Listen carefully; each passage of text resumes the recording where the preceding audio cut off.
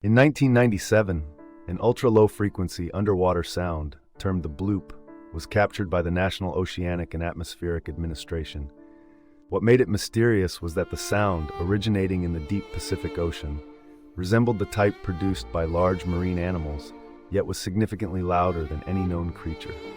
While there is speculation that it might have been an iceberg grinding against the ocean floor, it remains unconfirmed due to the vastness and depth of the ocean where it was detected. This sound has fueled imaginations, leading many to propose theories ranging from unknown sea creatures to hidden underwater volcanoes. Despite advancements in technology, the true origin of the Bloop remains one of the ocean's most intriguing unsolved mysteries.